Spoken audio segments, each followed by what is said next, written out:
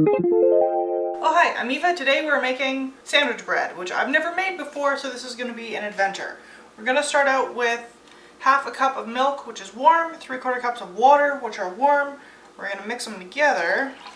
Then we're going to add 1 tablespoon of yeast to the mixture. Give them a little bit of a mix here. Ooh, I can smell that yeast. We're going to let the yeast bloom in the milk in that, so it's going to go over here. We're going to start mixing together other ingredients. Okay, we're going to be doing 3 cups of flour. 3 cups. We're going to do 1.5 teaspoons of salt. Roughly a tablespoon worth of white sugar. Give that a bit of a good mix on. We're going to pour our yeast milk mixture in and mix until fully combined.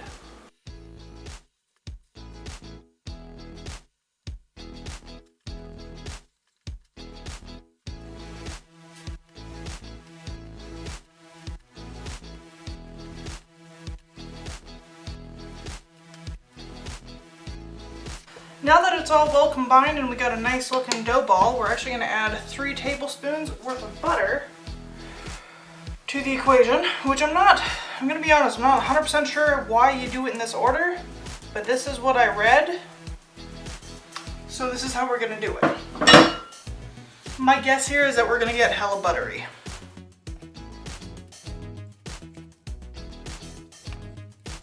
Yeah, I really don't see why you didn't add this before, but it distinctly said to add it after. Maybe it just starts out a complete mess that's very difficult to work with, but becomes beautiful.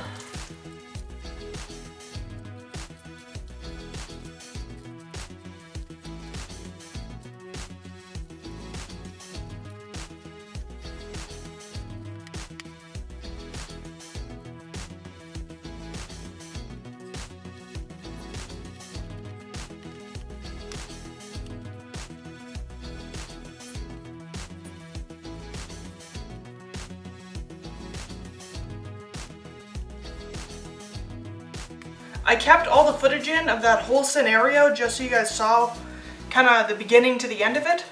I would not recommend doing this by hand. It was very unpleasant, but I gotta go wash my hands because they're covered in butter, and we'll move to the next step. Okay, our ball of dough is going into a very well greased bowl here. I am greasing some plastic wrap. We're gonna put that on there. Okay, we're gonna let this rest for about an hour or until she has doubled in size. Okay, our dough got bigger. Okay, punch the bread. Yeah, it gases really fast. Okay.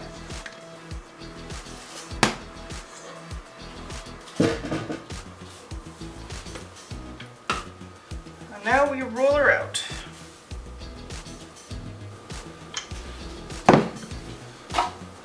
Hell yeah. Okay. And now we're just going to roll this up snug as a bug in a rug, as they say. Plop it in here. Okay, it was buttered before I threw it in here. I know I haven't been the best at communicating in this video today. My bad. You might have noticed I'm doing the video a different kind of way here, where I'm filming this way, because I'm trying to increase my video quality for baking. I don't know if it's working. Anyways, this was greased before I drop this in here. We're gonna cover it with a wet cloth and let it rise for another hour, and then we're gonna get to baking. So let me grab a wet cloth. I don't know if this is physically large enough. Oh yeah, it is. Okay, cool.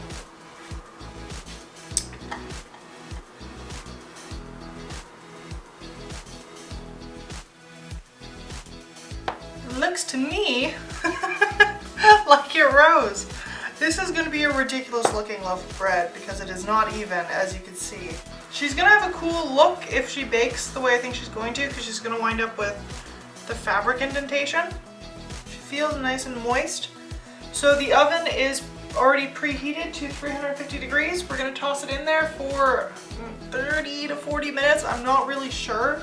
I'm just going to keep an eye on it. So it's do it. I'll see you in 35-ish minutes. Now supposedly, because I buttered the pan, I should be able to just get the bread out.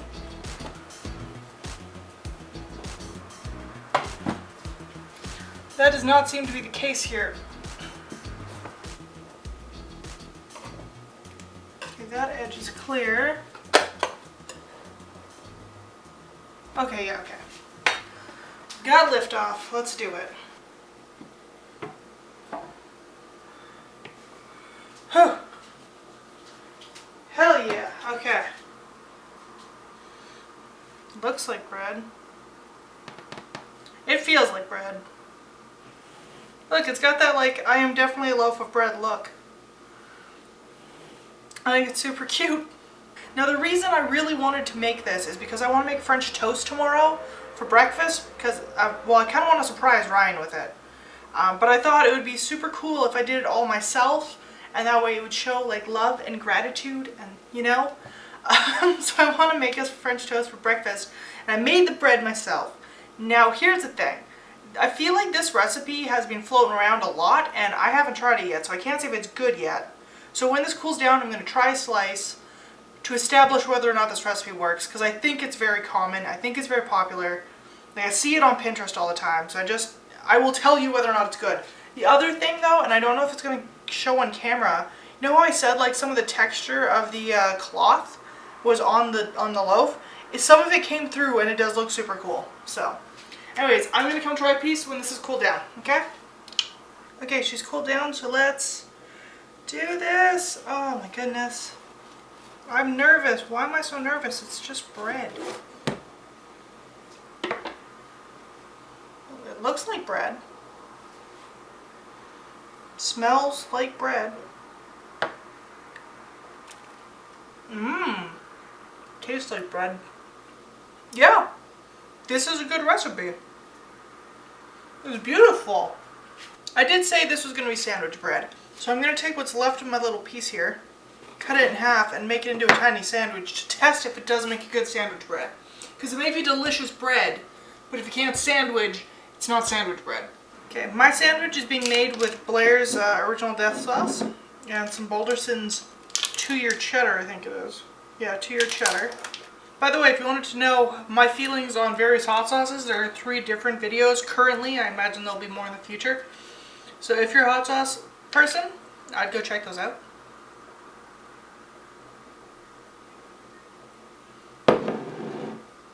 Alright. A sandwich has been made.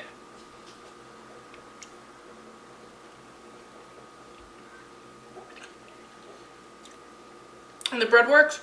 It is officially good sandwich bread. This makes me so happy. So happy.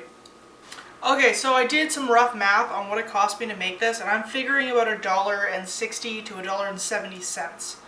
Looking in the store at similar quantities of bread of this kind of flavor and texture, I'm looking at $3 to $4. So I did reasonably save money doing this, but this also took hours. And while yes, a lot of that time was just the dough resting, I had to be here during that time. I couldn't leave and go do something else for 6 hours and come back. So even though it's resting time, it is still time that you are close to your kitchen. Anyways, I'm so glad I got to do this. I'm so glad it worked. It is delicious, and it is, I'm not going to say nutritious, but it's a good bread. We made it with our own hands.